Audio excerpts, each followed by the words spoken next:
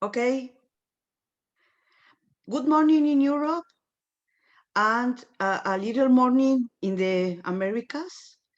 And we have only one paper in our session, and the author is Sebastiaan Tieleman. And if you don't mind, we can respect the timing, and then you can speak 20 minutes, and then we can have 10 or 15 minutes to discuss or suggestions or anything from the floor. And then we can finish our session because the other persons are not able to defend their papers. Okay, please, Sebastiaan, is your time. Model transfer and universal patterns lessons from the Yule process. Thank you. Thank you, and let me just share my screen. Let me see, not the usual Zoom user.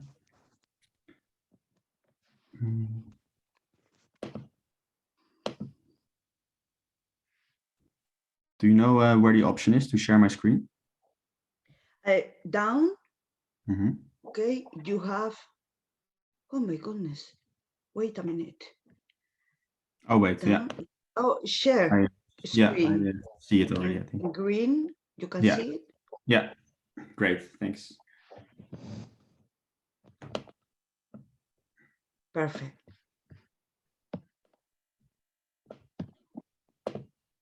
Okay. So thank you, everybody. Thank you for joining me on this session.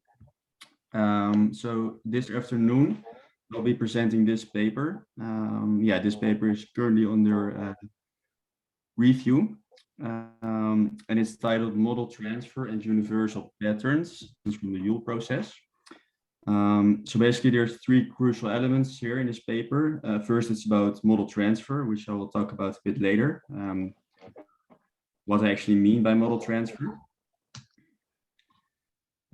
Then it is also about universal patterns, and I introduce a framework, and then I apply this framework to a case about the Yule process. So first, let me talk a bit about the main topic of this paper. So what is model transfer? So it is an observation that particular model structures are actually used across multiple distinct scientific domains. So by that, I mean that kind of the same mathematical structure of a model, it can be used in various scientific domains. So you can have the same mathematical structure that is used in a model for biology, for example, and then that same structure can also be used, or is actually in some instances also used in economics, for example. And this might be surprising because normally a model is constructed to be of use in a particular domain. But we do sometimes see that actually this abstract structure of the model is transferred to a new domain. So more precisely, by model structure, I mean a model that is stripped of all of its empirical content. So if it's a mathematical model, we can think of purely mathematical structure, but we can also think of more graphical models, for example, where it would be purely a graphical structure. And I think I'm going to make this a bit more clear by just first introducing kind of the case of this paper. And I think, I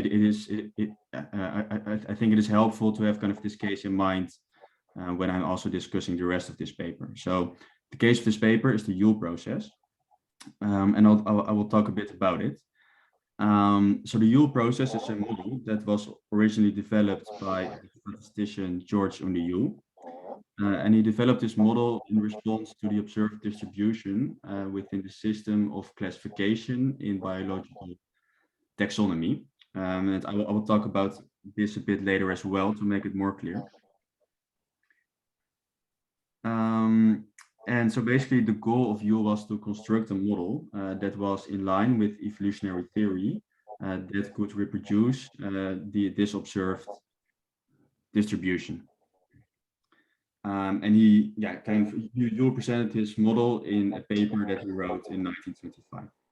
I'm sorry, I think someone is not muted, so I can hear myself talking. Okay. Yeah, so this is the distribution that Yule was actually interested in. It was the distribution of genera size.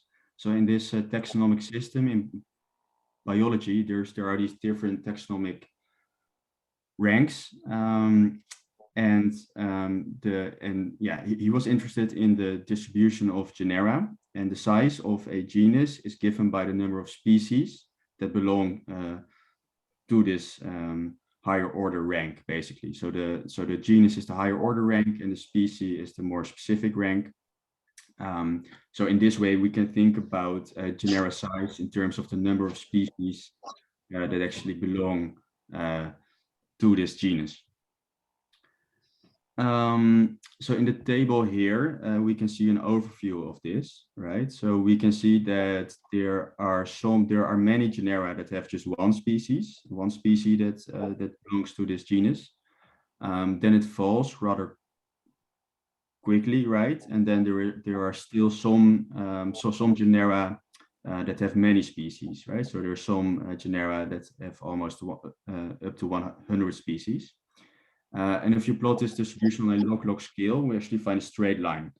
In other words, the distribution that you found here was a so-called power law. So again, he was interested in building a model to reproduce this distribution. Now, I think I will just skip through this briefly in terms of the time. Yeah, so there's two essential ingredients that you'll use to construct this model. So it is kind of really a model that kind of shows the development of these genera. And there are two essential ingredients. So first, there is constant addition of new genera. So basically every round there is a mutation such that a new genus is added every round. And then there is also proportional growth of existing genera, which basically means that a genera that is already large also has a higher probability of growing. And one can show that a model that makes use of these two ingredients converges to the distribution that Yule was interested in. Then in a paper by Simon and Bonini in 1958, they construct a model using the same two essential ingredients as a model, but this time to explain the distribution of firm size. So he used the same two ingredients, constant addition of new firms, and also the fact that the firm's growth rate is also proportional to the size of the firm. So these were the two main assumptions in his model as well. And this model is also successful in explaining the observed distribution of firm size. So this here is the most important takeaway from this for now is that when I talk about model transfer, it are these types of transfers that I'm talking about. So something that was developed for in a context of evolutionary biology is now used in economics. But actually, there are multiple examples we can think about. So you also have the example of the Ising model that is about ferromagnetism and social segregation models as well. And these models also are really built from kind of the same types of ingredients.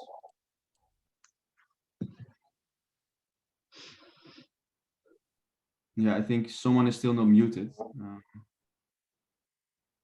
Okay. So the research question that I try to answer in this paper is what explains the transfer of particular model structures.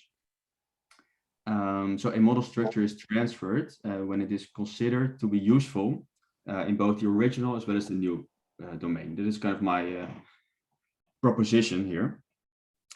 So the question then becomes, well, what is embedded in these model structures that makes them useful across multiple scientific domains?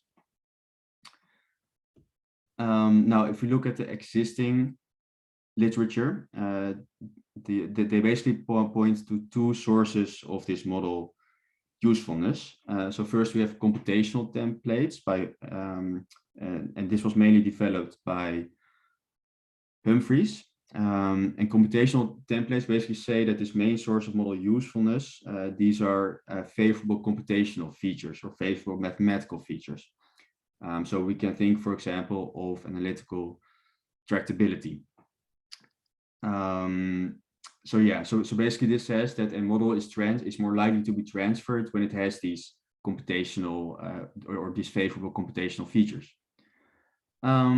We can also, another source of model usefulness that is present in current work is that model structures are transferred when they embed general conceptual features that actually apply to multiple domains.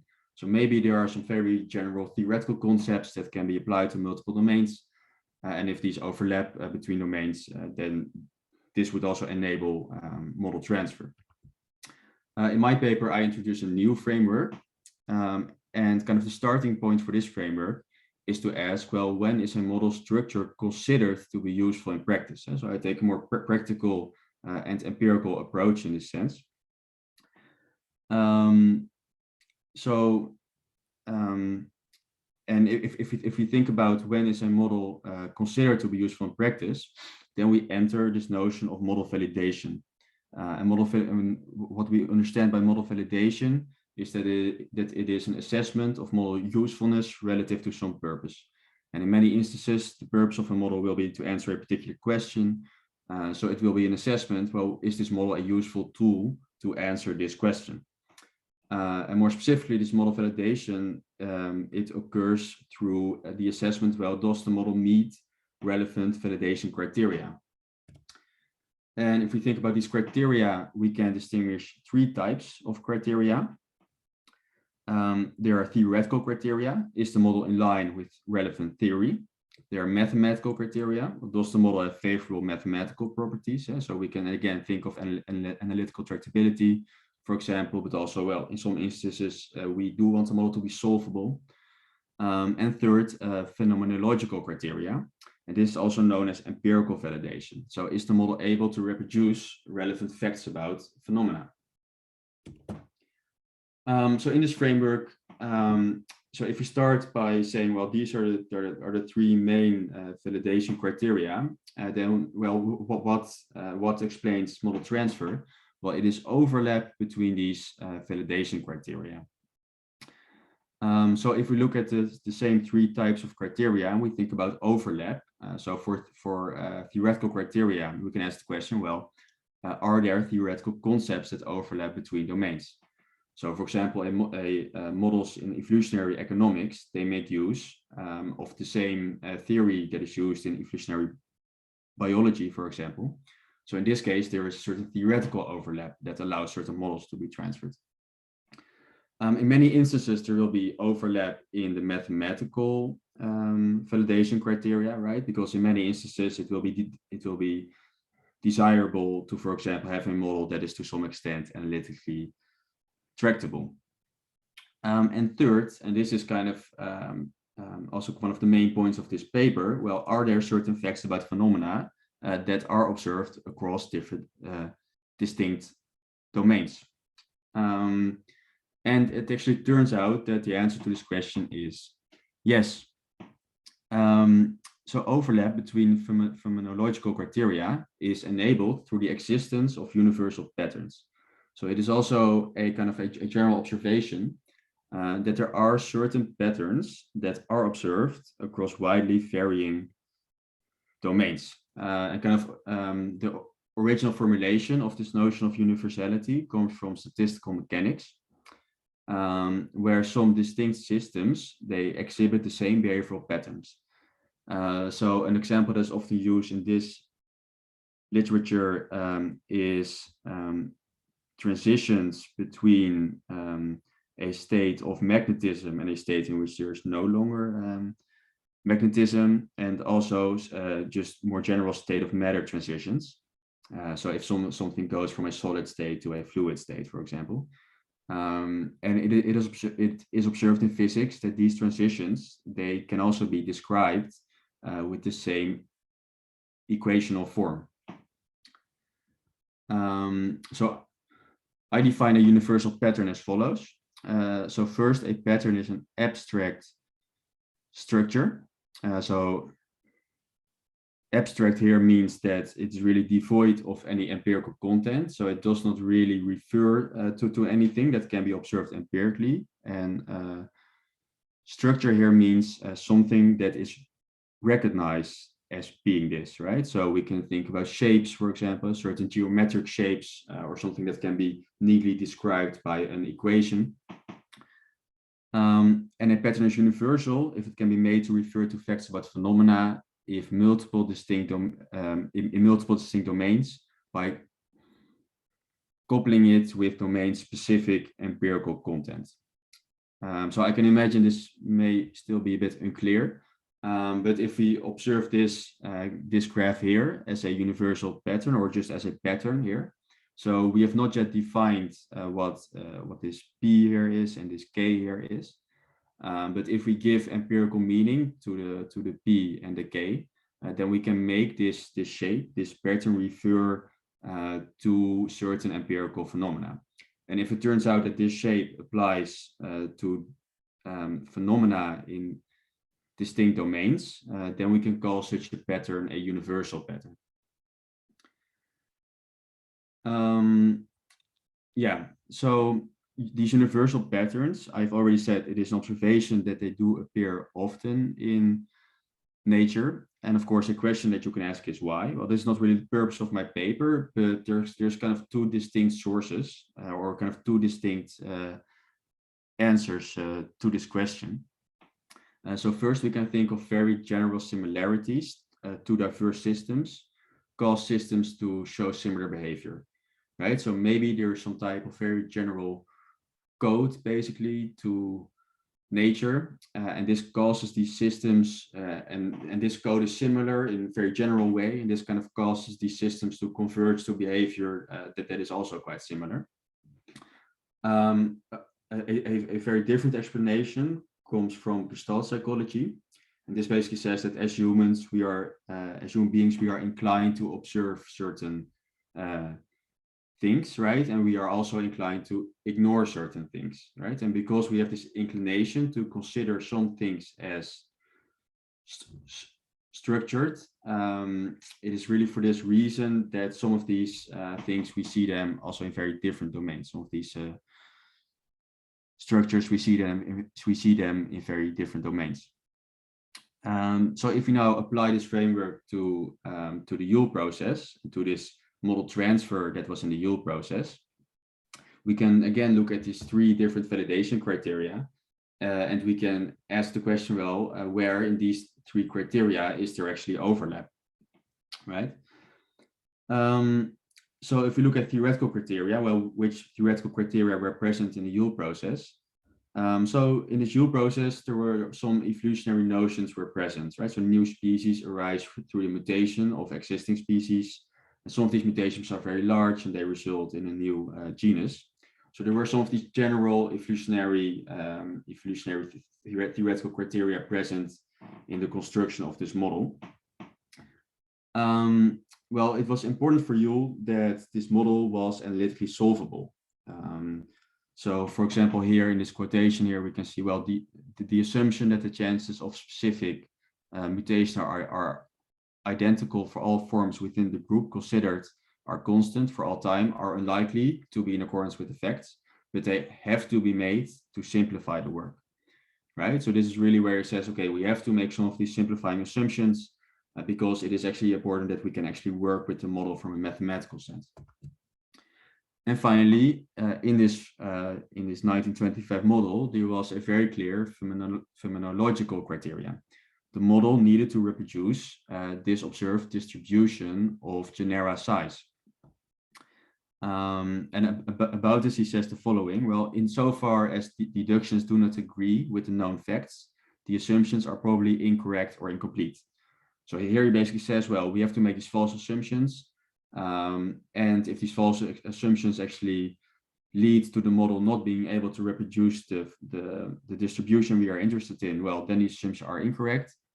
But actually, if these false assumptions do lead to a model that is able to reproduce the distribution we are interested in, well, then these assumptions are actually fine to make, right? So the model is shaped in a way, and the assumptions are assessed in such a way according to this phenomenological criterion, which is this reproduction of this distribution. So basically, you constructed a model that was roughly in line with some general evolutionary notions, a model that was solvable, right, mathematically solvable, and most importantly, I think, was able to reproduce a particular observed distribution. Now, if you look at this paper of Simon and Bonini, well, actually, in this paper, it is made clear that the model was really born out of a dissatisfaction with the current economic theory of that time. So Simon was not content that the microeconomic theory of that time was not able to explain this very skewed distribution of firm size. But of course, still, there was some kind of rough preconceived notion of the economic system present in this model, in the construction of this model. But there were no very clear theoretical criteria from the onset of this model when the model was constructed. So in terms of mathematical criteria, we can say that the same criteria apply. And so solvability and analytical tractability as well.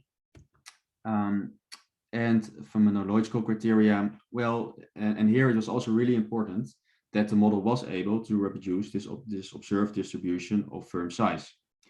So Simon, in an earlier paper, had already observed that the distribution of firm size was very similar to the one in Yule, so this distribution of genera size. So it was also Simon who actually named this distribution the Yule distribution. So of course there was overlap in mathematical criteria, right? So they were both in search for a model that was easy to work with from a mathematical sense. But most importantly, of course, there was a clear overlap in the phenomenological criteria because the shape of this distribution was the same for firms as it was for genera size. And this Yule distribution has now also been recognized as a universal pattern. So it is actually something that we also see in domains different from either economics or evolutionary biology. So concluding, model transfer can be understood from the perspective of overlapping model validation criteria. And overlap between phenomenological criteria can occur because of these universal patterns. And in the Yule process, this really provides us with a case of model transfer in which this overlap was mainly phenomenological. So thank you. I'm curious to hear any comments or questions. Thank you, Sebastian. Please, I give the word to the floor if you have any questions. Oh, Elisabetta, please. Thank you. Well, first of all, I'd like to say that I was really surprised because you're pretty much working on the same things that I'm working on. I am actually considering a case study of such a pattern, well, I call them templates with the terminology that you used of Humphreys. So this model, the structural models. My example is an example of one of the Soviet economists who was trying to find the equation of the pace of speed. He wanted to find pace, but found speed of the recovery process after the First World War and civil wars in the Soviet Union. And the equation that he used was the logistic curve equation, which I think can be considered as one of those structural models, right? So my question would be about your phenomenological criteria. So I think it is, and you also mean it a little deeper than just like matching what the theoretical curve and the empirical distribution show us. So I'm struggling with that in my research, and maybe you can, you have some more intuition on that. So how do we actually justify it? It's not just like matching, right? We have to provide some sort of like deep ontological explanation. We have this empirical curve, we have our observations, but nothing tells us that like in 10 years, it's not matching our theoretical curve that comes from these structural models, not matching our data anymore. So this is what, every time I present my papers that deal with this, I received this question like, well, okay, well, that was great. He used the equation from chemistry. Well, in my case, that was from chemistry. Well, that's also from evolutionary biology. And well, we see this in many other domains.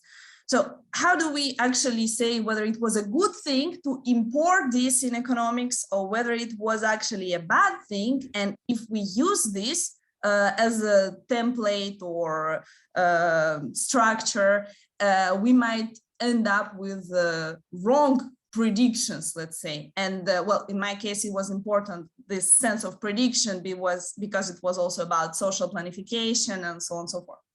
So yeah, that was, the question is about the last criteria, but yeah, I have to say that it was super interesting and we should definitely keep in touch. Yeah, sure. Yeah, definitely.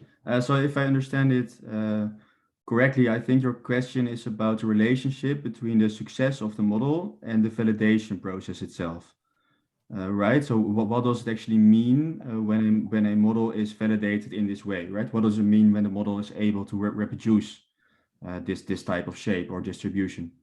Yeah, and the criteria, is it only like they match with the evidence, or do we have to think deeper why they match?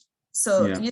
I mean, right? So we kind of like match them together, okay? And if we just see that empirical curve coincides with the theoretical curve, can we say, okay, that is... Yeah, so I think that really also depends on kind of your ontological stance on models, right? So if your ontological stance of models is really that the model is a representation of the system that you are trying to describe, right? Then you would really see, okay, the fact that the model is able to reproduce this type of shape, you would see that as evidence that the representation of your model of the real system is actually kind of a close match in a way. So there's actually so if the output of the model can be matched to something that's observed empirically, then this also means that the real system that we cannot observe, right, is represented in a good way by the model. And of course, this is also important if this is the purpose of your model, right? If you really want your model to be a ontologically true representation of the real system, then it is important that your validation process provides evidence for this. You can also think about if you have, for example, a more instrumentalist view on models, then we can say, well, we just want our model to give good predictions, for example, right? And then maybe we do not really care that the actual structure of the model itself is also a good representation of the real system. And if the purpose of your model, for example, is to purely predict, right? Then we just want our model to give these good predictions, right? And then the validation criteria also means something else, right? So I think it really depends on kind of your stance on models. And I think we should also say that the purpose of every model can be different. And so also the type of evidence that validation provides is different. So I can refer you to an important paper about validation that I also use quite a bit. It is by Barlas. I think maybe it's most useful if I send you an email afterwards or something, but yes, this paper is by Barlas. And this really makes clear, or at least to me, it really does make clear, well, what does actually this validation mean for the model? So yeah. I hope that answers your questions to some extent. Yeah. Okay, thank you. Elisabetta, please. Well, I can ask many more questions if there isn't. Okay, perfect. More questions from the floor? Okay, Sebastiaan, I only have a comment. about the structure of the paper. You know, I was lost at the beginning of your paper because I don't know what do you like to speak about. And then my suggestion is to start very clear, like something like if you are speaking to your grandmother, she knows anything about your research. And then, because at the end, I follow your research, but at the beginning, I was completely lost. And then my recommendation is only that, to start clearly and to put the floor on your pocket. Everybody attending what you are saying. This is my recommendation. That's more questions, comments, suggestions. Okay, then I'd like to comment one more thing. Yeah, please. Yeah. About the question that you said, maybe it's not for your research, like why do these things exist, right?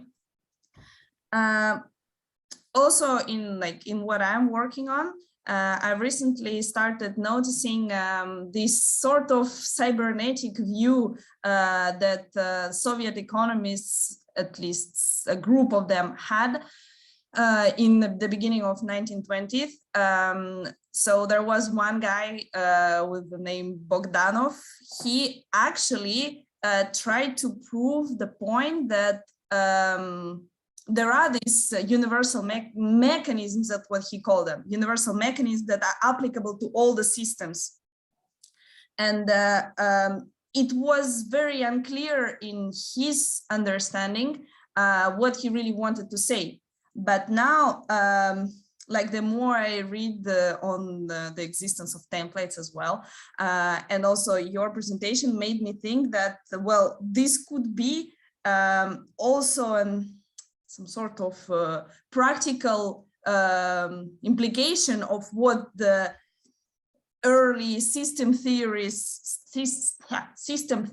meant, and the early the precursors of cybernetics, what they meant, and like that could be an example. Do you think that could be?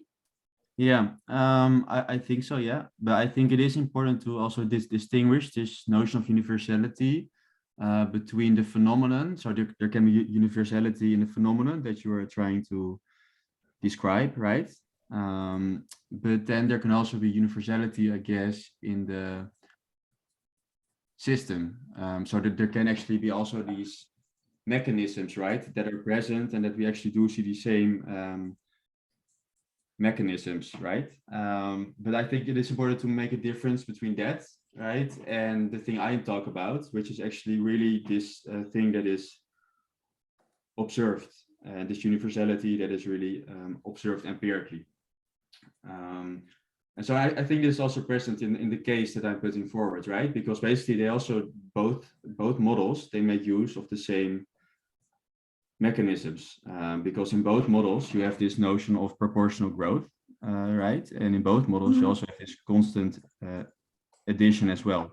And these two mechanisms kind of together that are able to generate this pattern. But I guess the better answer would be, I think this also refers to a bit about what I talked about briefly, right? Which is this question why. So why do we observe these universal patterns? And in my view, there's kind of two main schools of thought here. There's more kind of this Kantian view that really says, well, our observations are by themselves really kind of theory laden observations, right? So we do not really observe these things in an objective manner, and because we kind of enter all of our own conceptions also in these observations, that also makes it that we are more inclined to observe certain things, and it also kind of filter out other things, right? And there is this different school that really tries to point, well, maybe there is also kind of a universal code, right? So everything is kind of described through kind of all of these universal mechanisms. So yeah. Yeah, thank you.